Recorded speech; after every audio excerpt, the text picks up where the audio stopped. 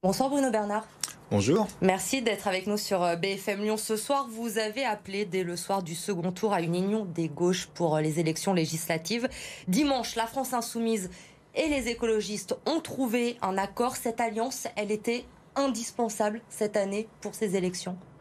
C'est important, ça fait quand même depuis l'époque Manuel Valls que la gauche est fracturée sous le mandat de François Hollande avec deux gauches dites irréconciliables qui empêchent tout accès au pouvoir et espoir d'une nouvelle majorité. Donc il était important de pouvoir, en quelques semaines, se mettre d'accord pour créer un nouvel espoir. Et je suis très heureux que nous ayons fait preuve de la responsabilité nécessaire, nous écologistes, mais également les insoumis, pour trouver cet accord. Et je ne doute pas que le Parti socialiste et que le Parti communiste, d'ici quelques heures ou quelques minutes, nous rejoindrons dans cet accord. Vous avez pourtant de nombreux points de désaccord avec la gauche mélenchoniste, notamment concernant l'Europe.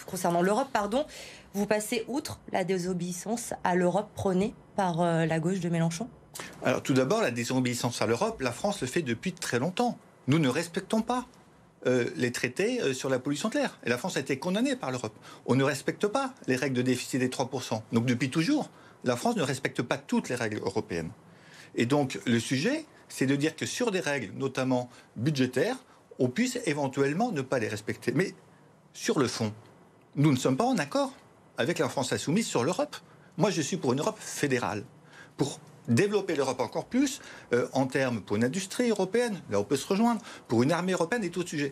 Mais nous ne pouvons pas être d'accord sur tout. Par contre, nous avons plein de sujets sur lesquels nous sommes en accord, et on le démontre tous les jours à la métropole de Lyon, puisqu'on gouverne ensemble, à la ville de Lyon également, à la ville de Villeurbanne. Donc nous avons suffisamment de choses qui nous rassemblent pour proposer une alternative aux Français. Pour mettre de côté les points de désaccord qui finalement dans la balance sont moins importants que les points d'accord que vous avez avec la France insoumise. Bien sûr, il y a énormément de points d'accord, c'est cela qu'il faut mettre en avant.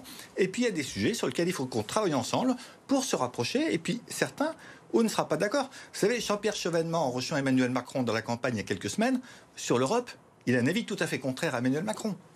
Vous évoquiez le travail fait à la métropole, à la ville de Lyon, depuis les dernières élections, où les insoumis, les communistes, les socialistes, les écologistes travaillent ensemble.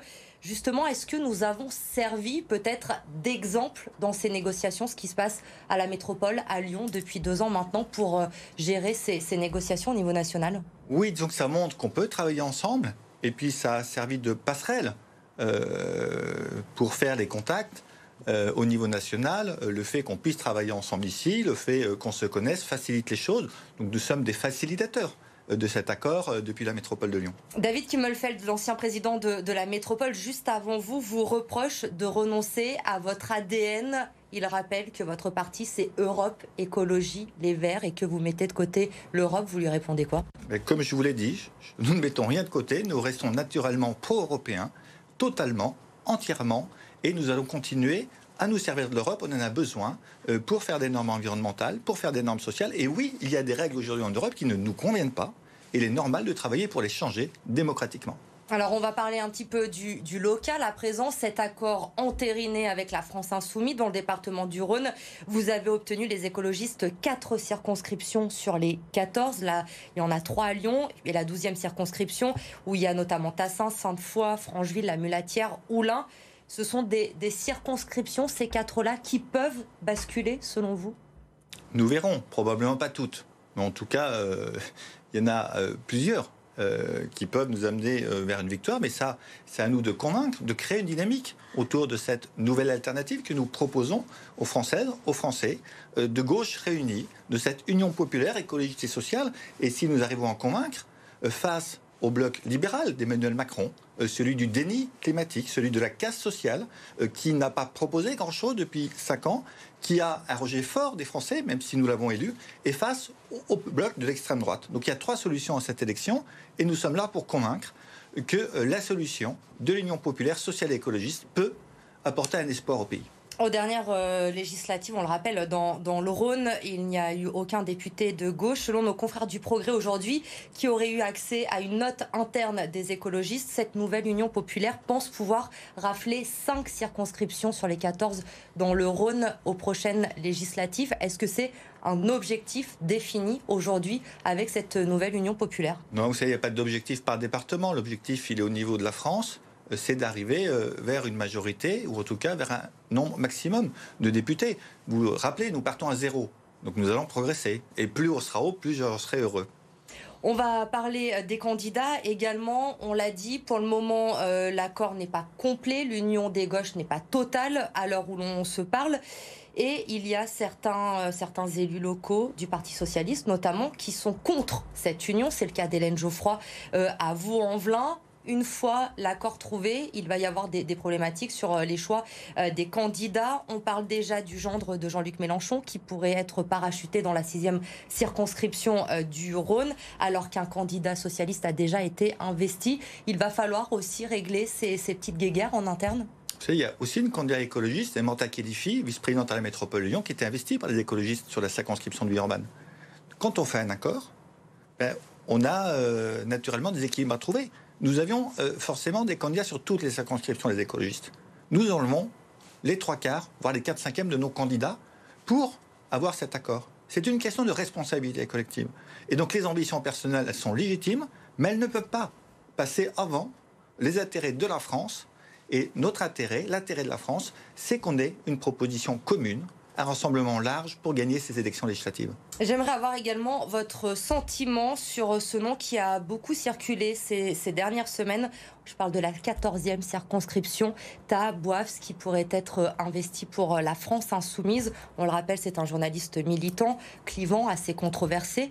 Vous n'avez pas de problème, vous, avec cette possible candidature de Taha Bouafs dans notre département. On le rappelle, il a été condamné pour injure publique à l'encontre d'une policière. Moi, vous savez, mon rôle, c'est d'aider à choisir les candidats écologistes. Les candidats des partenaires, c'est à eux de les choisir. Ce que je peux dire en tout cas sur la métropole de Lyon, c'est que je souhaite que nos partenaires prennent des candidats qui soient le plus implantés possible localement.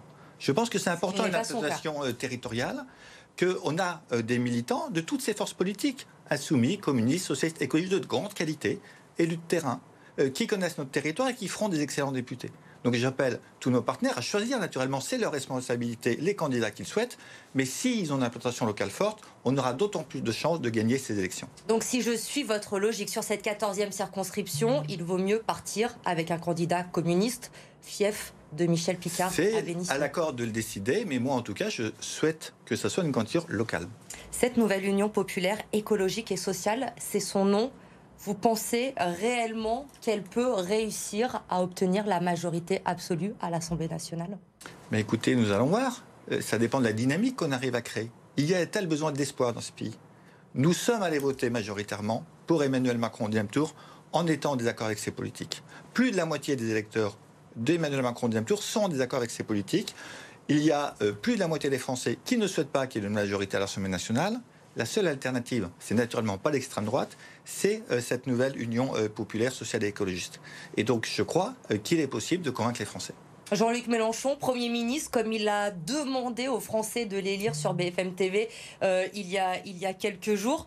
Pour vous, c'est un bon Premier ministre, Jean-Luc Mélenchon? D'abord, il faut qu'on ait une majorité. Et si on a une majorité, le président de la République sera amené à nommer un Premier ministre qui est forcément issu de cette nouvelle majorité. Dans cette nouvelle majorité, c'est la France insoumise qui représente aujourd'hui le plus gros bloc. Donc il est logique que Jean-Luc Mélenchon puisse en être le Premier ministre. Merci Bruno Bernard d'avoir répondu à nos questions ce soir sur le plateau de BFM Lyon.